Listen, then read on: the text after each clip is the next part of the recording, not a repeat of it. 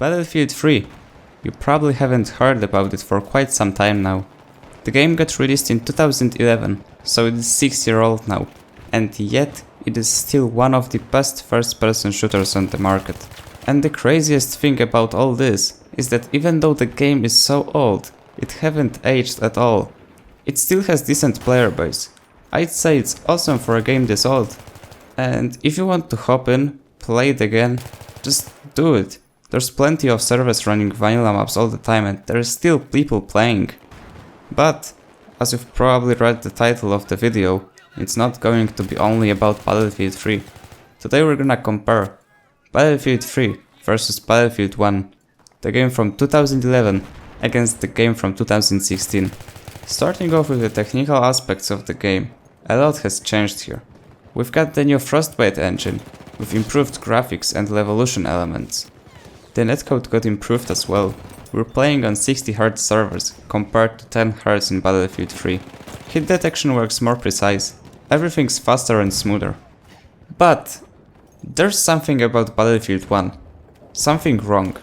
I spent over 1,000 hours playing Battlefield 3 and I don't see myself doing this the same in Battlefield 1.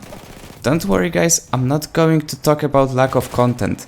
I know it's World War 1. I know they didn't provide us with much content, but let's skip this and have this topic for another video. Actually, what I want to talk about is the core gameplay. You see, there's this thing about Battlefield 1. It's too casual. Basic gun mechanics in Battlefield 1 got reduced so much that the best way to play the game is to just hold left mouse button and don't give a shit about tap firing or precise shooting. Somehow sniping also got easier during World War I times compared to the 21st century. Suddenly bullets fly faster and there is less bullet drop on rifles that were designed 100 years ago. What I'm trying to show you there is that those basic game mechanics got changed so much that there is no skill involved in the game anymore. Want examples? Look at the Automatico, look at Hellriegel. You don't even have to aim with right mouse button from the Hellriegel when you are closer than 15 meters. There's no need because the hipfire is so good on all weapons across the board. Look at planes in Battlefield 1. All you have to do is fly over the enemies and drop bombs. That's all. That's all it takes. In Battlefield 3 you had to learn how to aim and how to shoot infantry with the normal machine gun from the jet or the rocket pods. But doesn't matter, it took more skill, it took hours to learn, and in Battlefield 1 you press the plate spawn and you're already good. And this really shows how low the skill gap is in this game. There is no need for improvement since everyone's good. Like everyone can get kills, everyone can be good at Battlefield 1. There's no grind. There's no pushing yourself to be better and to play more effectively. And I'm afraid that this might be the reason why Battlefield 1's player base is still decreasing and why everyone's saying that Battlefield 3 and 4 were so much better. Because there actually was a room for improvement in this game, while in Battlefield 1 there really is no room for improvement. Let's look at 1v1 scenarios. If you wanted to be good at 1v1s in BF3, you had to be fast, you had to be accurate, you had to be precise. While in Battlefield 1, you can't really be accurate and precise since all you can do is press left mouse button and hold it, and basically all you can do is to pray that the other guy has lower RPM weapon than you. By the way, before you write down the comment that Battlefield 3's M16 was so noob friendly and easy to use, I got to tell you something. It is way more challenging to use than the Automatic or the Hellriegel. It is.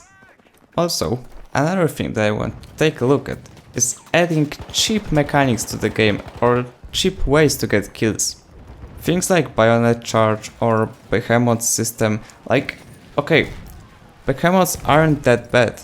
The whole problem with behemoths is that sometimes, for example on operations, there is the airship and there is no AA guns on this stage. So basically defenders or... yeah, it's usually defenders. Defenders have completely no way to counter the behemoth and they just keep dying from it until the enemy team pushes them back. so they can get on the sector with the AA guns. And that brings us to another topic, the difference between maps design in Battlefield 3 and Battlefield 1. I'm not going to say that Battlefield 1 maps are bad, they're not, but they were designed for the Conquest game mode, and Battlefield 3 maps, at least from my perspective, from what I've played, they were also designed for other game modes like Rush or TDM, and it worked great. Small Conquest on Grand Bazaar and Sinai Crossing was just perfect, or the Rush on Damavand Peak. Rush on Damavand Peak was probably one of the best rush maps in Battlefield series ever. And please don't misunderstand me. I'm not saying that Battlefield 1 is a bad game. It's not. All I'm saying is that Battlefield 1 is a bad Battlefield game. I have to say that for me, playing Battlefield 1 is like going out with this insanely beautiful girl that is insanely stupid at the same time. It looks promising, it starts promising, and then after 40 minutes or an hour, you're just done because you can't really bother anymore. Anyway guys, remember that this is only my personal opinion, you don't have to agree, you can agree. If you don't, or if you do, write down the comment, let me know. As always, if you enjoyed, remember to leave a like, subscribe, and as always guys, see you on the battlefield.